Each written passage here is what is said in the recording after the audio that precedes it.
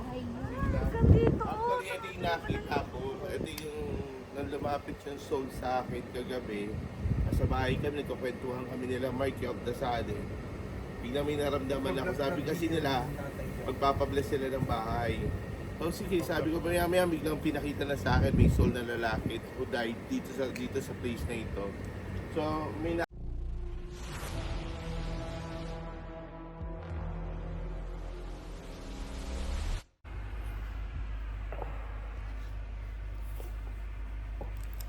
Good morning. Good morning po. As in, kagigising lang.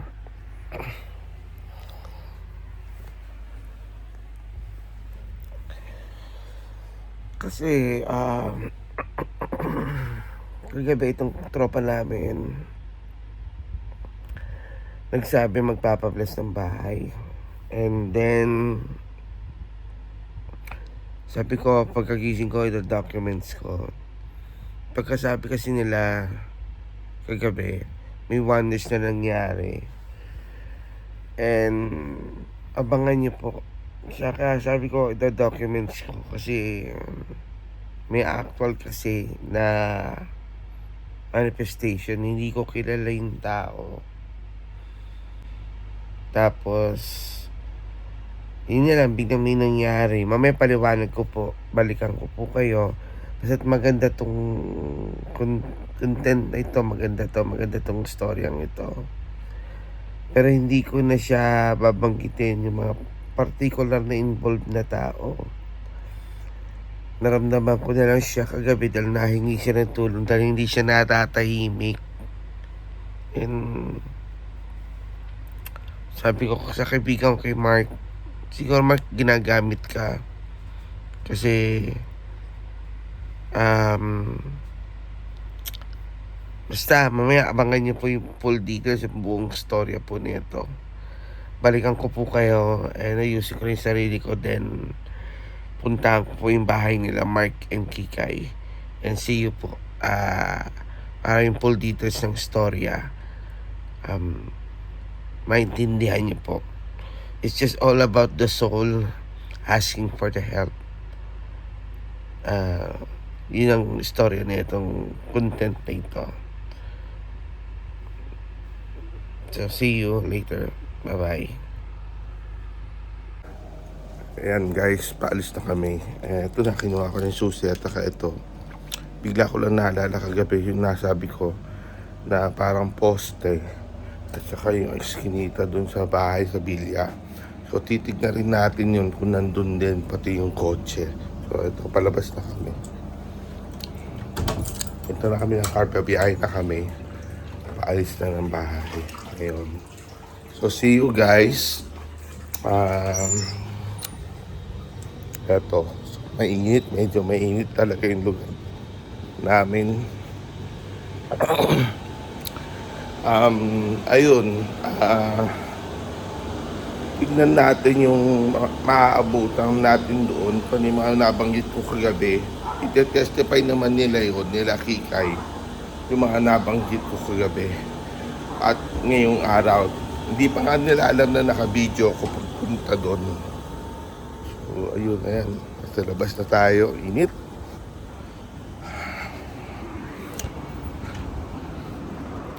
Ayan, tara. Puntahan natin sila Kikay and Mark sa kanilang Bilya. Biyahe tayo papunta ron. 10 to 15 minutes lang naman ang biyahe. So, ayan. So, see you uli. Mamaya uli.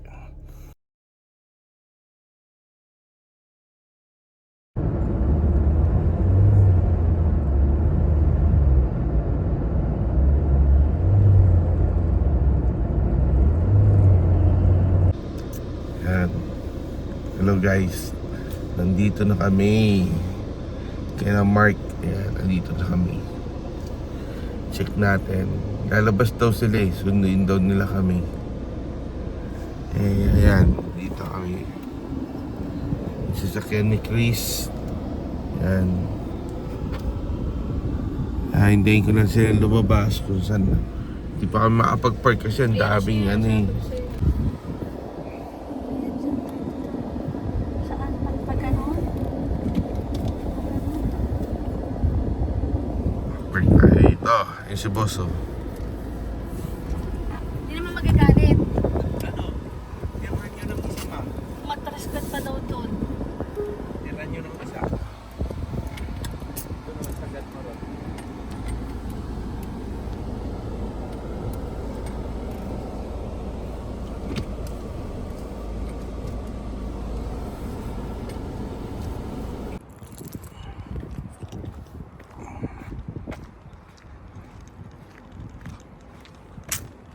Ito na, punta kami sa Villa.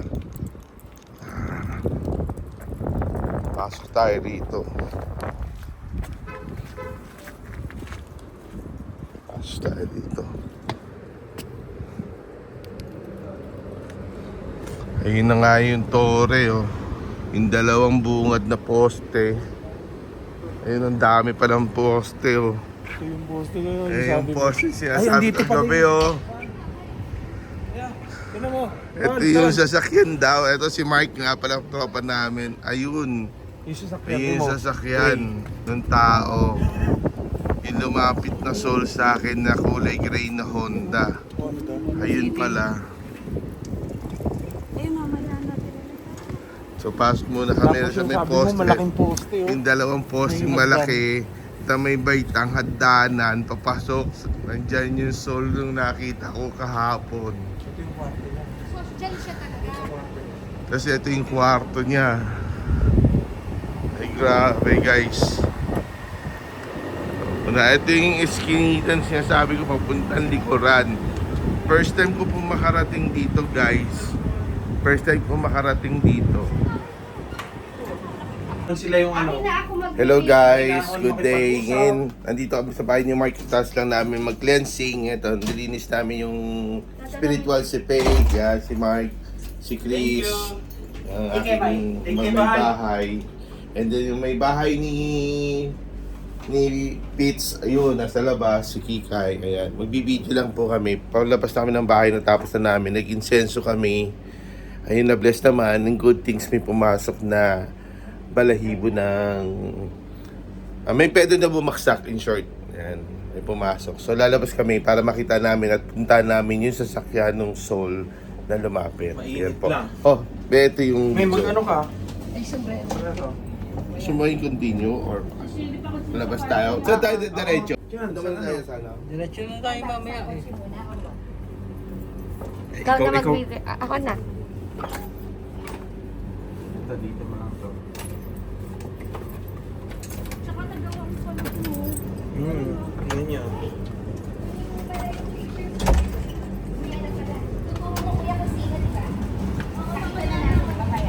Di ba tuturo ni Kuya kung sino sa picture mamaya? Pakita mo para ma-confirm ni bro daw. Ay, tignan mo, oh. Natay Ako nga din eh. Umaga pa to ha, hindi pa to gabi na ano. Kuya, hindi ko kasi alam yung bahay niyo. Dito. Actually, ito yung nakita ko. Ito yung nang lumapit yung soul sa akin kagabi. Sa bahay kami, nagkakwentuhan kami nila Mark of the Sade. Bigla may naramdaman ako. Sabi kasi nila, magpapabless sila ng bahay. So sige, sabi ko maya biglang pinakita na sa akin may soul na lalaki who died dito sa place na ito.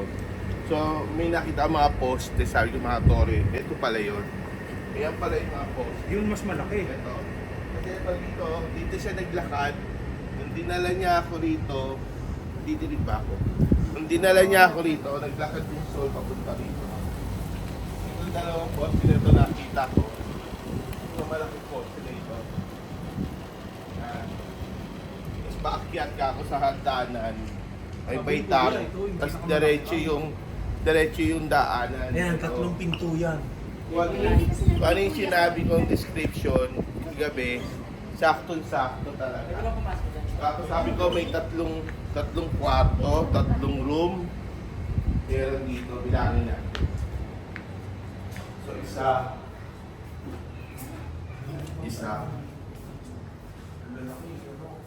Hindi pa ilan bang bahay nila? Big. Ayun ba? Dalawa. Tapos, ito. Dito siya huminto. Yung sole, naglakad, dito huminto. Dito ba siya? Ito ba yung Dito ito siya ba huminto. talaga? Kung ano yung position na nakikita niyo sa akin ngayon, ito siya, dito siya. Ito. Ito yung pangalawang pintuan.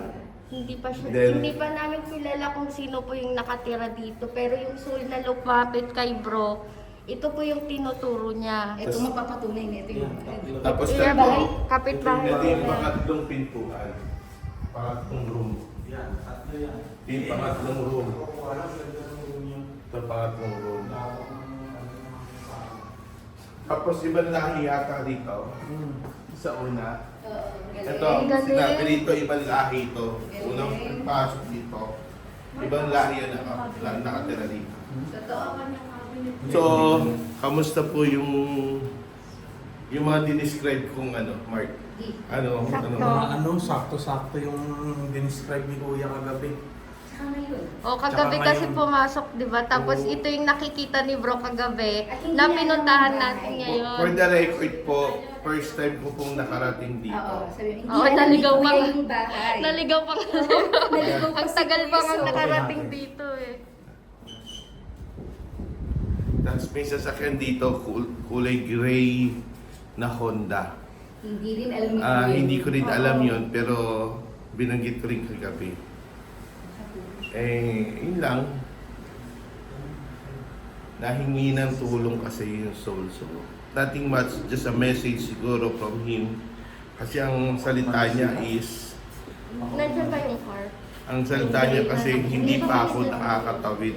Nandito pa ako, sabi niya ganun.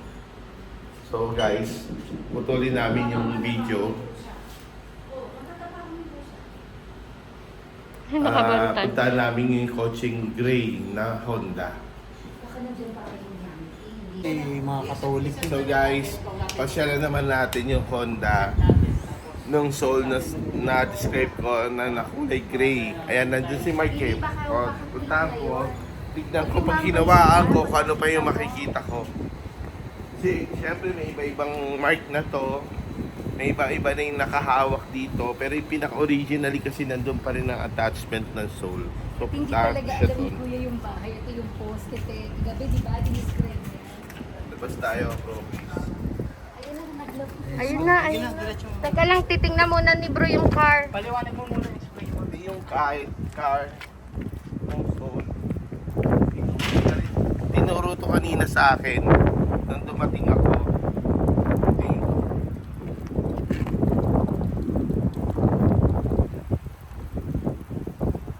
Sabi, nung ilabot ako, nandito pa rin talaga siya. Hindi pa talaga siya nakakatawid. Kumakaway siya sa akin, nung lalaki ulo ko. Sabi niya sa akin, oh, tulungan mo ako para makatawid ako. Naiiyak siya. Ito yung car mismo. Nanay. Balik ako doon, mamaya ako ikwento ko kanina, absorb ko doon sa car. May mga na-absorb po ako sa car eh. Kasi siya talaga ready, biglaan talaga. Ang nadinig ko lang doon sa soul nung hinawakan ko yung car, hindi siya ready umalis. Ngayon, maglalakad daw papasok. Kahit nandito yung soul naglalakad. Ayan. Ayan si Kuya.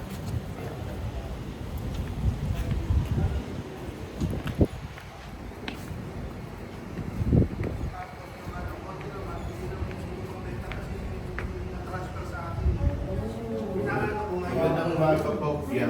Ayan. Level po. Kaya sorry, nagbibigay ko kami. Yan, lahat daw pinadala. Yung kotse daw hindi daw maibenta, hindi daw mai-transfer. Pero inaano ko, Hindi pa rin pala nabenta. May story behind kasi sa car. Nabanggit niya nga kulay. Hindi yan. Ano yung gray na sasakyan? Oo, gray kuya yung sasakyan. Nung- Ano? Binigyan mo na ng clue si Kuya. Oo. O kasi Sabi kung ko, hindi "Opo, ka Kuya." Gifted po. Sige po, okay lang po siya. Dito po siya nandito. Baka ba pwedeng ma-pray over niya? kasi nakakaya. Ang mga sumunod na kaganapan ay inadya na naming wag nang ipakita pa bilang respeto sa mga kaibigan niya na nakasama. Inanyayahan kami pumasok sa tahanan at taos puso kaming nagpapasalamat sa pagtanggap na yun.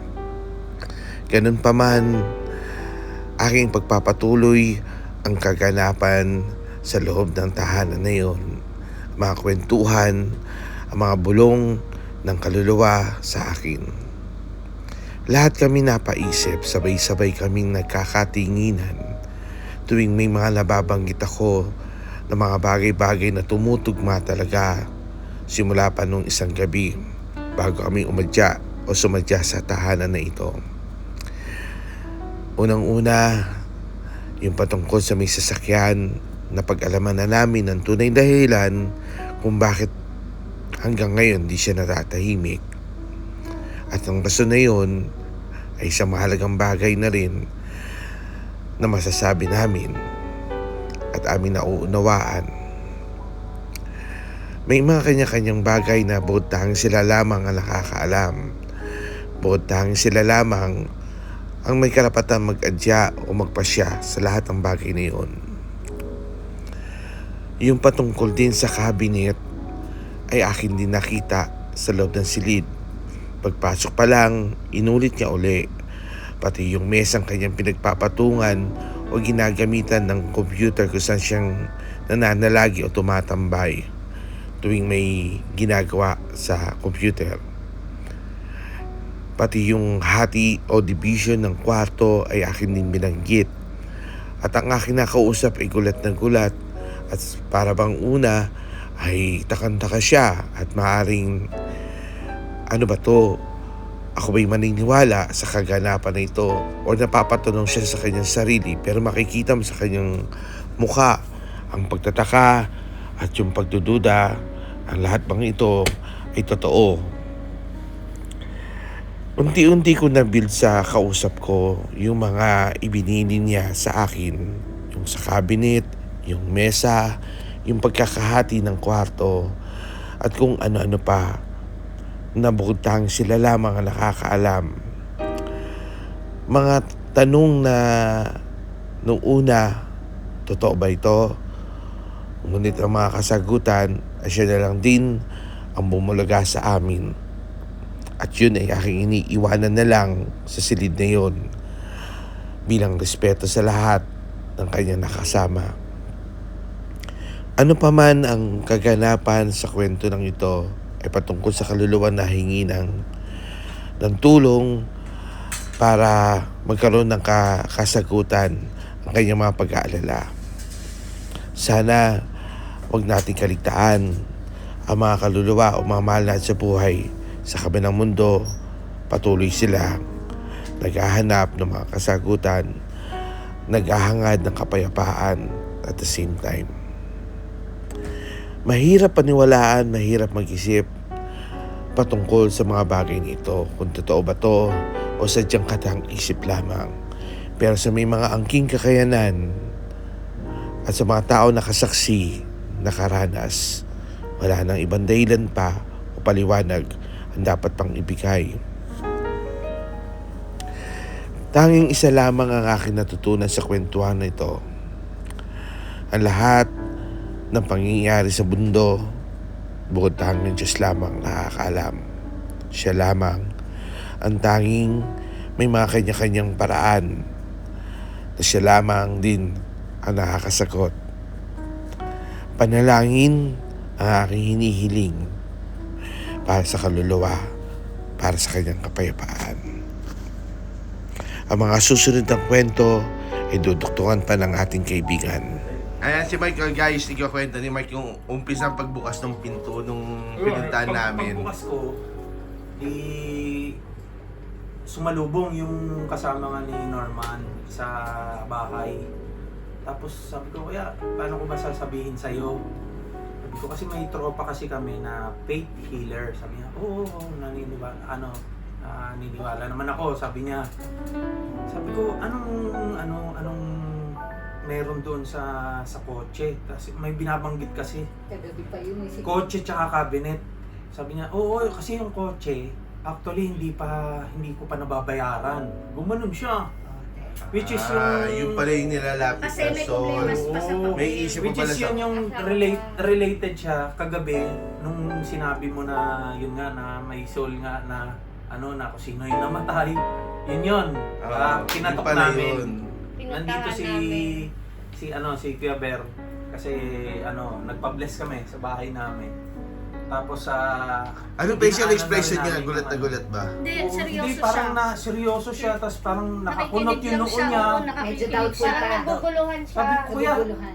napadala na ba Tapos- yung gamit? Sabi, napadala naman na lahat. Sabi So, Kasi sa, maayos naman kausap sa tagal yun. ilang buwan na rin kasi, di ba? Oo. Nung namatay nung 6 months? March eh. Oo, Sabi mga- niya, Ano, actually, February? sabi niya, actually, February to March. yung Pero March. cabinet nandito pa sa kwarto. Yung kotse nandyan pa, hindi ko namin mabenta kasi hindi pa ayos yung papel. Oo, sabi hindi pa raw niya. ayos yung Nahihirapan papel. sila till now. Pero siya talaga yung bibili ng sasakyan. Oo. Which is yung katrabaho niya yon, kasama niya rin sa bahay.